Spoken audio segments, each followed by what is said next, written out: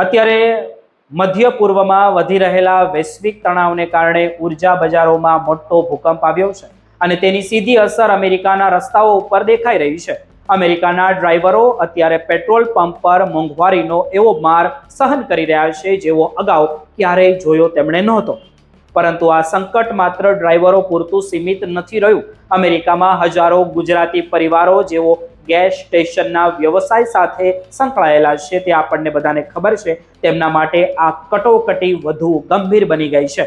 દાયકાઓની સખત મહેનત અને સાહસિકતાથી જે આજીવિકા ઊભી કરી હતી તેના પર અત્યારે જોખમ તોળાઈ રહ્યું છે. અમેરિકાના વર્જિનિયા રાજ્યના ન્યૂ સર્ચ વિસ્તારમાં આવેલા ડિક્સીલેન્ડ ગેસ સ્ટેશન પરથી અત્યારે એવા દ્રશ્યો સામે આવી રહ્યા છે જે સમગ્ર દેશની સ્થિતિનો ચિતાર આપે છે. આ ગેસ સ્ટેશનના માલિક હાર્દિક પટેલ છે, જેઓ એક ગુજરાતી ઇમિગ્રેન્ટ્સ છે અને તેમણે આ બિઝનેસ ઊભા કરવા માટે વર્ષો સુધી લોહી પરસેવો એક કર્યો. અને હાર્દિક પટેલે જણાવ્યું કે માત્ર 2 મહિનામાં જ આ બધું બદલાઈ ગયું છે. અગાઉ જે ગેસ સ્ટેશન પર ગ્રાહકોની ભીડ રહેતી હતી ત્યાં હવે ગ્રાહકો આવતા ખચકાઈ રહ્યા છે.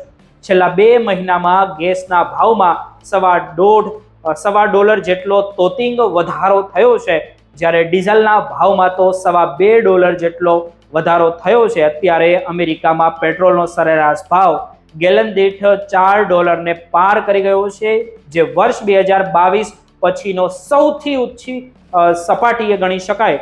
ફેબ્રુઆરીના અંતમાં અત્યાર સુધીમાં ભાવમાં 30% ઉછાળો આવ્યો છે. તેનું મુખ્ય કારણ ઇઝરાયલ અને ઈરાન વચ્ચેના સંઘર્ષ છે, જેમના કારણે હોર્મુઝની સમુદ્ર ધુનીમાંથી થતો તેલનો પુરવઠો ખોરવાઈ ગયો છે.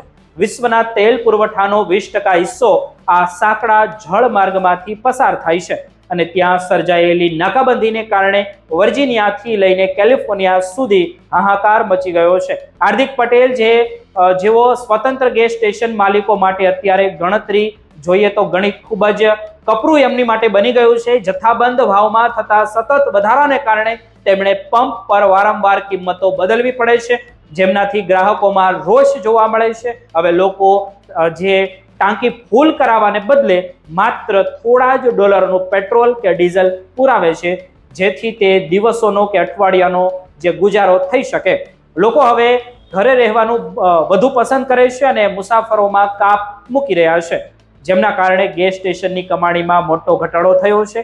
આ માત્ર કોઈ એક વ્યક્તિની વાત નથી, પરંતુ અમેરિકામાં વસતા સમગ્ર ભારતીય અમેરિકન ડાયસ્પોરા અને ખાસ કરીને ગુજરાતી પટેલ સમાજની આ એક કહાની કહી શકાય.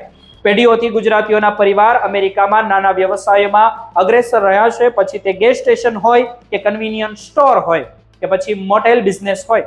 અંદાજ મુજબ અમેરિકાના સ્વતંત્ર જે ફ્યુઅલ આઉટલેટ્સમાં મોટો હિસ્સો ગુજરાતી ઉદ્યોગ સાહસિકોનો છે. સુરત અને ગુજરાતના અન્ય જે ભાગોમાંથી સામાન્ય પરિવારમાંથી આવેલા લોકોએ અમેરિકાના હાઈવે પર પોતાની અલગ અલગ ઓળખ બનાવી છે, પરંતુ આજે આ વ્યવસાયના પાયા હચમચી રહ્યા છે. ખર્ચ વધી રહ્યો છે અને નફાનું જે માર્જિન એકદમ નીચું એટલે કે ઘટી રહ્યું છે.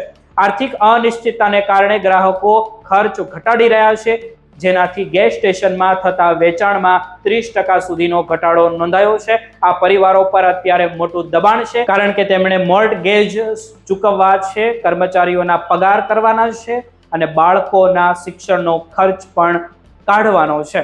વર્જિનિયા જેવી સ્થિતિ જે મિડવેસ્ટ અને અન્ય રાજ્યોમાં પણ જોવા મળી રહી છે, જ્યાં ગેસ સ્ટેશનો પર પીક અવર્સ દરમિયાન પણ સન્નાટો હોય છે. જો આ યુદ્ધ લાંબુ ચાલશે તો નિષ્ણાતો ચેતવણી આપી રહ્યા છે કે ઉનાળા સુધીમાં ભાવ $5 સુધી પહોંચી શકે છે. આશ્ચર્યની વાત તો એ છે કે જે ગુજરાતીઓ અમેરિકામાં આ સંકટનો સામનો કરી રહ્યા છે, તેમના વતનમાં એટલે કે અમદાવાદ કે વડોદરા કે સુરત જેવા શહેરોમાં પણ વૈશ્વિક તેલના ભાવને કારણે ચિંતાનું વાતાવરણ ત્યાં પણ ઊભું થયું છે. અર્થશાસ્ત્રીઓનું એવું કહેવું છે કે આ માત્ર ગેસ સ્ટેશનની વાત નથી, પણ વૈશ્વિક ઉર્જા બજારમાં નાના વેપારીઓ પણ કેટલા અસુરક્ષિત છે તેમનું આ ઉદાહરણ સામે આવ્યું છે. જો આ સ્થિતિ લાંબો સમય ચાલશે તો ઘણા નાના સ્ટોર બંધ થઈ શકે છે. જો કે હાર્દિક પટેલ જેવા અનેક ગુજરાતીઓ હજુ પણ આશાવાદીમાં છે કે તેઓ માને છે કે જે ગુજરાતી જોશ અને મહેનતથી તેમણે આ બિઝનેસ શૂન્યમાંથી સર્જન કર્યો છે તેના જોરે તેઓ આ સંકટમાંથી પણ બહાર આવશે, પરંતુ અત્યારે તે પંપ પરની સ્થિતિ ભયાનક દેખાઈ રહી છે. આગળ શું થશે તેમની અમે તમને અપડેટ જરૂર આપતા રહીશું.